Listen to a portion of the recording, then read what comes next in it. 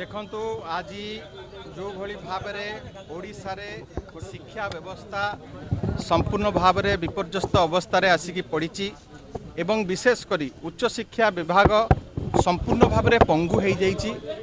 सेही बाबद आमे महामहिम राज्यपाल को भेटिलु जी होचंती chancellor of all the universities एवं ताकर दृष्टि आकर्षण कलु एवं सबुठारु बड़ कथा हला उच्च शिक्षा विभाग जो विज्ञप्ति जारी करिथिला जे जुलाई 2025 सुधा ओडिशार 13टी यूनिवर्सिटी रे वाइस चांसेलर नियुक्ति प्रक्रिया को संपूर्ण भाव में संपन्न करिवो।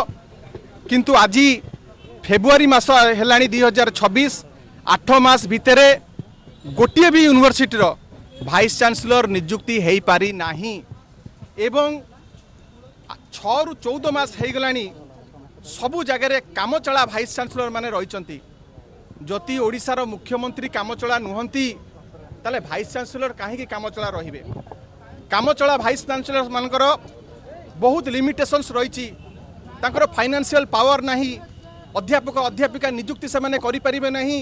आज 17टी यूनिवर्सिटी ओडिशा रे 1500 रु अधिका टीचिंग पोस्ट खाली पड़ी, 2500 रु अधिका नॉन टीचिंग पोस्ट खाली पड़ी। ये परिस्थिति आज रिसर्च एक्टिविटी संपूर्ण भाव में ठप हो जाइए। आज आपण मैंने देखुवे छात्र छात्री मानकर हॉस्टल समस्या ठू आरंभ करी अनेक समस्या रही एवं परीक्षा ठीक समय हो पारुनी, रिजल्ट ठीक समय बाहरी पारुनी, एकदम अभावनीय परिस्थिति यूनिवर्सिटी मानकर।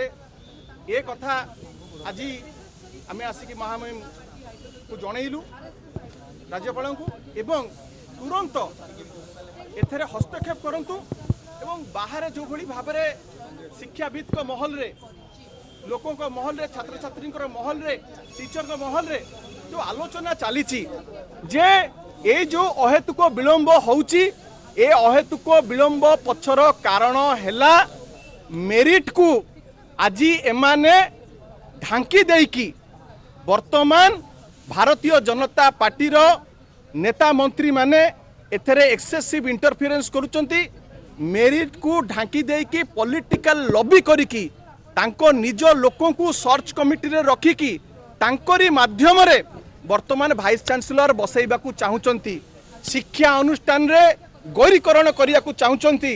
आकु विरोध करा जिवो एवं आंको माध्यम रे तांकर वर्तमान उद्देश्य रही वाइस चांसेलर को जो माने बीजेपी रो अनुगामी आरएसएस रो आदर्श रे जो माने परिचालित एवं जो माने एबीवी पूर्व आसीचंती सेही भलिया लोकों को वाइस चांसेलर करिकी बसैबे एवं परवर्ती समय रे जो अमेंडमेंट आनीचंती वाइस चांसेलर हेबे रिक्रुटमेंट बोर्ड रो चेयरमैन तांकरी माध्यम रे अध्यापक अध्यापिका नियुक्ति रे बड़ धरणर दुर्नीति होबा को जाउची एवं से माने तांकरी मानसिकतार लोक मानकू अध्यापक अध्यापक नियुक्ति देबे। सेमानकर वर्तमान उद्देश्य रहउची जे merit will be overshadowed by political lobbying, जोटा को आमे करे दबा नहीं।